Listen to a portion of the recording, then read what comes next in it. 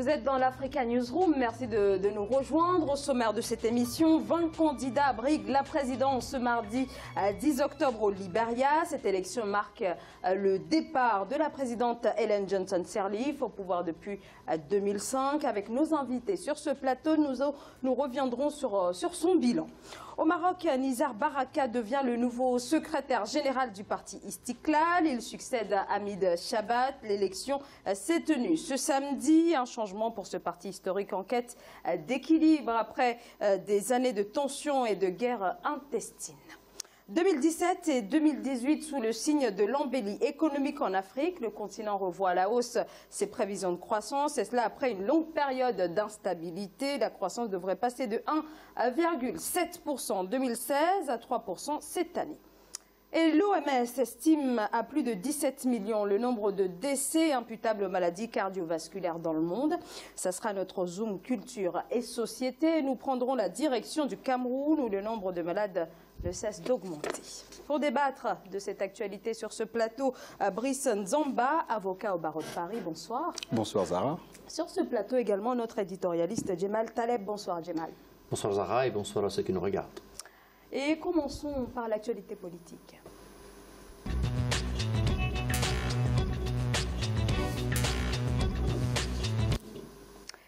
Qui succédera à la présidente Ellen Johnson Sirleaf. Ce mardi 10 octobre, les Libériens sont attendus aux urnes pour élire leur nouveau chef d'État. 20 candidats sont en lice et c'est une page qui se tourne désormais pour la présidente sortante, la première femme élue au suffrage universel à la tête d'un État africain. Ashley Duprat.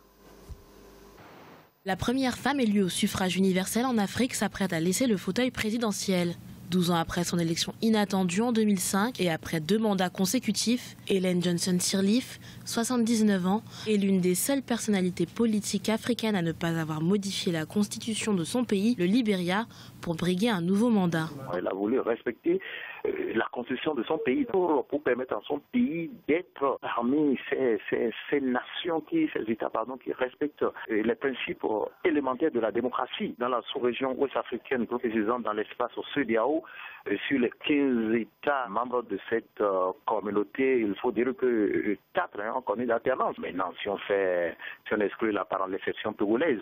Si certains de ses opposants reprochent à la Dame de Fer libérienne de ne pas avoir amélioré les conditions de vie des citoyens et d'autres son manque d'implication dans l'avancement du droit des femmes, Ellen Johnson Sirleaf, gestionnaire de formation, peut se targuer d'être parvenue à maintenir la paix dans ce pays ravagé par une guerre civile ayant fait quelques 250 000 victimes, mais également avoir permis à ses concitoyens d'accéder à de meilleures infrastructures, à l'électricité et à une liberté d'expression jamais égalée dans le pays. Qu'on le veuille ou non, elle peut se targuer aujourd'hui d'avoir laissé un pays dans lequel fonctionnent les institutions démocratiques. Elle a quand même trouvé des atouts pour pouvoir redonner quand même espoir aux investisseurs internationaux. Et puis en dehors de ça, quand même, elle a su placer le Libéria dans le concert des nations.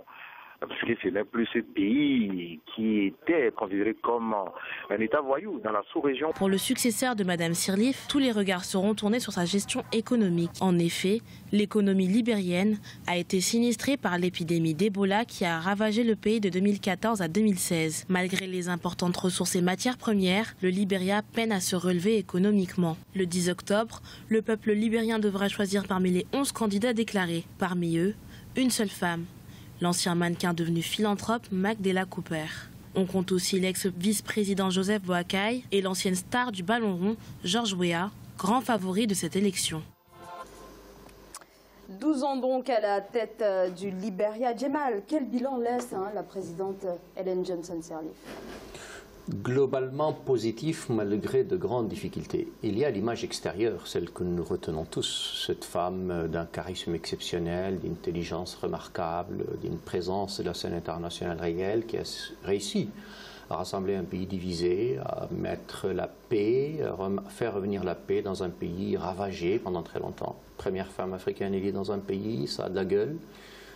Elle a réussi à s'imposer y compris dans son pays. Après, si on se contente de ça, le bilan est largement positif. Malheureusement, il n'y a pas que ça. Il y a aussi l'autre facette de la médaille. L'autre facette de la médaille est plus compliquée. C'est un pays qui a connu une désillusion assez forte. On va l'évoquer dans quelques instants, mais on va d'abord quand même dresser un bilan dans l'ensemble. Brice Nzamba. Bah, écoutez, moi, ce que je peux dire, c'est que il y a la circonstance déjà d'avoir travaillé pour que la paix s'installe de façon durable donc au Libéria. Il ne faut pas oublier que le Libéria, c'est un pays qui a connu 14 ans de guerre civile.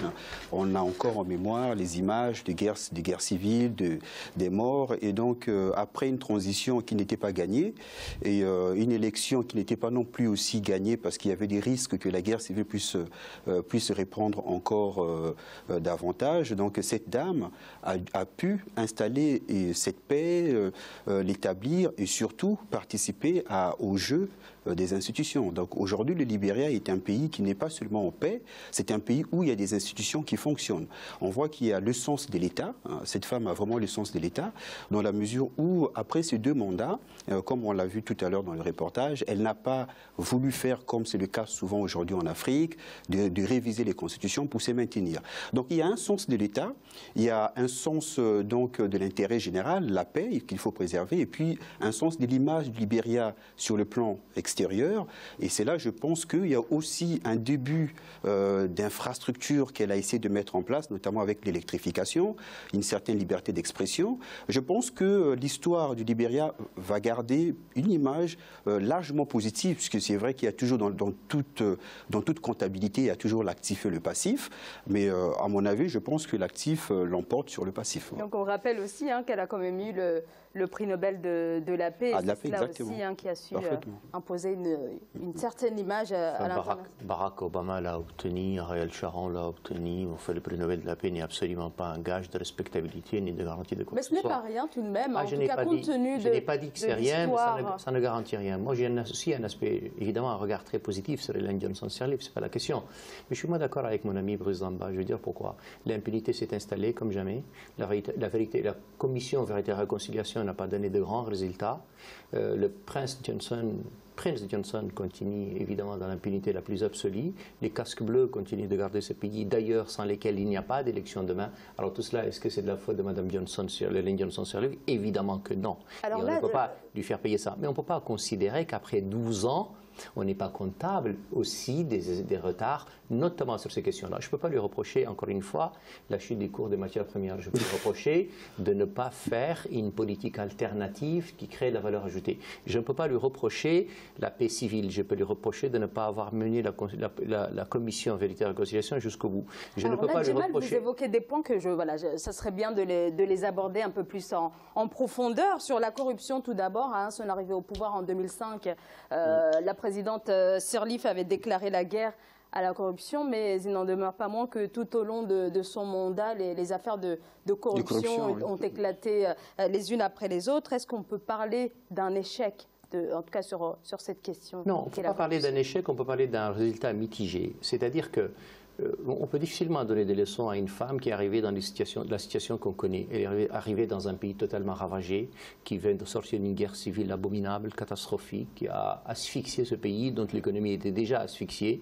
Elle est venue dans une administration qui n'existe pas, dans un État qui n'existe pas, et on peut évidemment considérer que son premier rôle a été d'abord de ramener la paix, puis de ramener la cohésion et la réconciliation, et après de s'occuper du reste. Alors évidemment, je conseille, moi, de s'occuper de tout ça en même temps. Et j'ai bien peur, encore une fois, et je ne veux évidemment pas casser l'ambiance absolue sur ce plateau, notamment de la part de mon ami Brice Nzamba, qui est légèrement amoureux d'elle, mais moi, je pense qu'au-delà de ça, on a un vrai souci sur la capacité de Mme Hélène Johnson-Sirleaf, au-delà de la carte postale qui est absolument magnifique, et de mon avis globalement positif, mais les difficultés sont encore là. La corruption est galopante. Elle l'a même reconnu, en tout cas, ce qui est de la corruption, que la situation reste exactement la même. Elle ne fait pas l'autruche. Important. L'impunité est importante, elle a atteint un niveau. La commission est un échec, elle n'a pas été au niveau. Et puis, pardon, la situation économique ne s'est évidemment pas améliorée. Quand vous regardez les statistiques sur le nombre de routes, il est assez banal. Sur le taux de pénétration de l'électricité est assez banal. Donc, la création d'un marché de richesse intérieure est aussi encore banal. Donc, le résultat est absolument mitigé, mais il n'empêche que globalement, on a un aspect positif parce que sa carte postale est belle et que parce que globalement, elle a ramené la paix et elle a en tout cas garanti et assuré la paix dans un pays où cela n'est pas garanti. Brice Nzamba. Oui, écoutez, moi, ce que je peux dire, c'est que dans toute gloire, il y a toujours une part d'obscurité. Hein. C'est-à-dire qu'aujourd'hui, on ne peut pas dire que tout est beau, tout est lumineux dans les deux mandats de Mme Sirleaf. Mais en revanche, je pense qu'il faut partir des constats objectifs. C'est-à-dire que c'est une dame qui hérite d'un pays qui n'a plus d'État. Donc ça, c'est le premier constat. Un pays qui n'a plus d'État, après, comme je l'ai dit tout à l'heure, 14 années de guerre civile, il n'y a plus d'infrastructure, il n'y a plus d'armée, il n'y a plus de police, il n'y a plus d'État. Donc cette dame a la mission d'abord de reconstruire l'État. Donc reconstruire l'État, ça veut dire qu'il faut d'abord redonner à l'État toutes ses capacités. Donc là, on peut encore tolérer la présence encore des casques bleus, puisque le processus n'est pas encore fini. Et donc cette dame, au niveau des institutions, puisque c'était ça la priorité des priorités, c'est d'abord, avant tout, d'établir d'abord les institutions. Donc les institutions, que ça soit stabilisé. Aujourd'hui, on peut regretter la circonstance qui est une corruption galopante. Pourquoi? Parce que vous savez, le Libéria, il y a une sociologie. Il y a une sociologie, il y a une élite qui est venue des États-Unis, qui s'est un peu reconstituée et qui, quelque part, il y a eu des solidarités qui se sont créées pour s'accaparer d'une certaine manière les richesses qui y sont. Et donc, la corruption, c'est une guerre, je dirais, c'est une guerre de longue haleine. Même dans des pays développés, on n'est pas à l'abri de ces faits-là. C'est que quand c'est la volonté politique. Donc, on ne peut pas reprocher à Mme Sirleaf d'avoir cette volonté de lutter contre la corruption et son honnêteté, puisqu'elle reconnaît qu'il y a encore beaucoup de choses à faire, que tout n'a pas été fait comme cela se devait. Donc aujourd'hui, je pense qu'il faut à la fois tenir compte de ce qui a été fait positivement, mais aussi veiller à ce qui n'a pas encore été fait ou ce qui n'a pas été fait parfaitement pour que celui qui va reprendre le flambeau demain puisse continuer, puisqu'un État, c'est la continuité. On n'attend pas d'un chef d'État de résoudre tous les problèmes que pose le pays, même si dans son projet, il aspire à le faire, parce que la politique, c'est le domaine du possible, ce n'est pas le domaine des miracles. Et le possible, ça s'inscrit dans le temps, parce que le temps politique, ce n'est pas le temps ordinaire. Donc il y a tous ces cartes-là et tous ces éléments qu'il faut prendre en compte pour pouvoir juger objectivement du bilan de Mme Sirleaf. Ce qui est génial chez Brice, c'est que ses acceptations de situation et son indulgence, c'est toujours la géométrie variable. C'est-à-dire que dans ce cas-là, si j'écoute votre raissonement, ce serait applicable à tous les chefs d'État africains. Non, mais vous savez, la géométrie, en fait, quand vous dites géométrie variable ou le relativisme, s'il faut aller du côté d'Einstein, tout ce qui est le relativisme, ça dépend d'où on parle. Et vers quoi diriger notre discours. 12 ans, il faut tenir compte des... Après 12 ans, tu ne peux pas me dire que son aspect positif, c'est d'avoir respecté les deux mandats pour lesquels elle a été engagée, qu'elle n'a respecté... Ce n'est que ça. Le résultat est assez mitigé, il est assez maigre. Et donc, je suis parfaitement d'accord. Je ne dis pas que Mme Sirleaf a tout réussi. Mais il faut voir le contexte. C'est-à-dire que elle est une belle carte postale.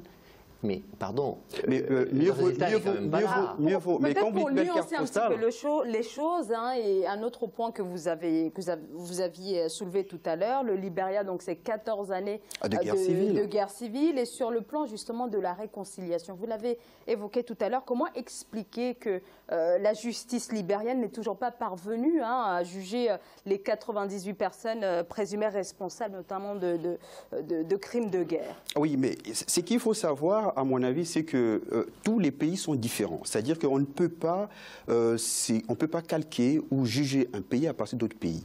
Il y a une sociologie qui existe dans chaque pays, et donc quand il y a des crimes ou des crises politiques, comme le Libéria l'a connu pendant 14 ans, et quand on sait un peu les acteurs de ces crises-là, il appartient à l'élite de ces pays, par rapport à leur expérience, par rapport à leur sociologie, de trouver le mode de régulation adéquat pour aussi bien, je dirais, dans le cas en espèce, ils ne sont pas dans la punition, c'est une forme de catharsis nationale pour précisément prévenir ces crimes-là pour l'avenir, et puis aussi, quand même, j'espère, faire en sorte que les personnes qui ont été quand même responsables des crimes contre l'humanité puissent quand même répondre. Les procès sont toujours attendus. Là. Voilà, moi personnellement, je pense que moi je suis partisan de la justice.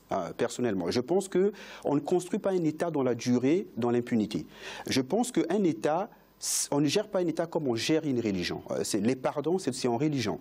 Et je pense qu'un État fonctionne précisément en faisant respecter la justice et le droit. Et je pense que pour un pays comme le Libéria, après 14 années de guerre civile, pour éviter la récidive ou que ça se répète, je pense que des peines exemplaires devraient être prises et donc des procès organisés.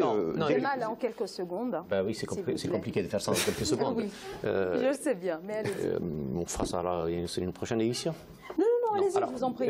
C'est un vrai souci pour moi, cette histoire d'impunité. Moi, je ne suis pas favorable du tout répressif et je ne suis évidemment pas favorable pour que les Libéria instaurent une espèce de procès à ne pas en finir absolument coûteux pour régler des comptes. La question n'est pas là. La question, c'est que l'Afrique du Sud a inventé un procédé qui était excellent. C'est les commissions Vérité et Réconciliation. Là, les résultats sont assez maigres. Deuxièmement, c'est que les personnes qui attendent d'être jugées, c'est aussi maigre. Troisièmement, la seule personne qui a été vraiment jugée, c'est Charles Taylor, et jugé par qui? Par la Cour pénale internationale. Et puis, in fine, ce personnage trublion de la vie libérienne qui s'appelle Prince Johnson court toujours, personne ne l'embête. Et quand on sait que le véritable allié demain qui va probablement faire la différence pour George Weah, c'est la femme de Charles Taylor. C'est-à-dire que Charles Taylor, aujourd'hui, les Libériens arrivent à le regretter. Si ce n'est pas ça un échec de Mme Ellen Johnson Sirleaf, c'est quoi? Non, mais je pense qu'il faut mitiger. Je pense qu'il faut toute proportion garder. Il ne faut pas aller aux extrêmes. Je pense qu'il faut rester au juste équilibre. Je pense qu'aujourd'hui, il y a ce qu'on appelle, il y a le symbole. Je pense que Charles Taylor, c'est le symbole de tout ce qui s'est passé au Libéria, même si, voilà, de l'horreur sans nom, de ce qui s'est passé au Libéria. Même s'il n'a pas été seul, il a été entouré, il a eu des complices, mais dans toute œuvre politique, le symbole est très fort. Et je pense que Charles Taylor, il est ce symbole. On regrette tous qu'il soit le seul à croupir là où il est en Angleterre actuellement. On regrette surtout que ce ne soit pas les Libériens qui l'aient jugé. Ce qu'on aimerait, mais le Libéria, quand il a les moyens de juger ceux qu'il est capable de juger, il les juge même pas. Non, mais le Libéria est un État qui a souscrit à des accords et dans le cas de ces accords est libre de décider où un citoyen peut-être... Les accords, c'est la Cour pénale internationale. Ah oui, mais c'est un accord qui a été souscrit par l'État libérien. Vous savez très bien, vous savez très bien ce que je pense de la Cour pénale internationale. Oui, et vous savez très bien ce que je pense des chefs d'État ou des États qui souscrivent à des accords et qui, quand ça ne les arrange pas, veulent se soustraire de l'exécution des accords qu'ils ont signés. J'aurais aimé, cher Brice, qu'ils souscrivent à d'autres, pas à ceux-là. Ah, vous aurez aimé, mais c'est pas ce qu'eux ils aiment, cher ami. Et c'est ce qu'eux ils aiment qui compte. En tout cas, pour leurs citoyens. Je ne peux juger que ce que j'aime moi-même, pardon. Ah oui, mais là, en l'occurrence, on parle des États et de l'influence. Mais sauf que ça a une incidence sur nous et que ça nous concerne, et que ce que j'aurais aimé, encore une fois, c'est que sur le continent africain, on instaure une vraie cour contre l'impunité. Et puis avant ça, c'est que vous savez très bien que tous les États qui ont créé une juridiction transnationale considèrent toujours, et vous connaissez l'arrêt très célèbre de TRAPAC, c'est la Cour européenne des droits de l'homme, c'est que la première juridiction de première instance, c'est les juridictions nationales. C'est-à-dire qu'on ne doit utiliser les juridictions internationales qu'en cas de défaillance. Si on commence par celle-ci, ça veut dire qu'on reconnaît sa propre défaillance. Et c'est ça qui m'embête. Oh, oui, il y a ça. Une défaillance dans l'appareil judiciaire non, c'est Libéria. Non, mais même dans l'appareil de réconciliation, figurez-vous. Non, mais à mon avis, Madame Sirleaf a été très sage, à mon avis. Bon, vous me direz que je suis encore amoureux d'elle. Voilà, mais je pense qu'elle a été sage parce qu'elle a évité qu'on lui reproche demain d'avoir instrumentalisé la justice pour obtenir la condamnation de Charles Taylor. Et je pense que dans une forme de prudence, voilà, je dirais plutôt prudence, parce que c'est le mot en politique, elle a préféré déléguer cette justice-là au niveau de la CPI pour qu'on ne l'accuse pas demain, précisément, d'avoir instrumentalisé. Moi, mon cher Brice, je me moque un peu de Charles Taylor et je ne vais pas me mettre ici à défendre Charles Taylor, qu'il croupisse là où il est. J'aurais aimé qu'il croupisse ailleurs que la Cour pénale internationale pour des raisons qui me sont personnelles. Alors, mais je suis d'accord avec vous. Je suis d'accord avec vous. Ce que j'aurais aimé, encore une fois, c'est que cette commission fonctionne et que les Libériens préparent un avenir beaucoup plus radieux et beaucoup plus serein en disant les choses et éventuellement en condamnant et en jugeant, d'abord, puis en condamnant, en tout cas en jugeant ceux qui doivent être jugés. Malheureusement, de ce point de vue-là, encore une fois, c'est que vous comprenez, vous et moi, sur une chose, c'est que vous ne pouvez pas créer un État si vous ne créez pas un État de droit. Et donc, vous avez besoin que l'État de droit soit là. Pour que l'État droit soit là, il faut que la justice s'exprime. Alors, de façon impartiale et forte. On est d'accord. On va continuer de débattre de l'actualité, mais on va marquer une courte pause et on se retrouve dans quelques instants.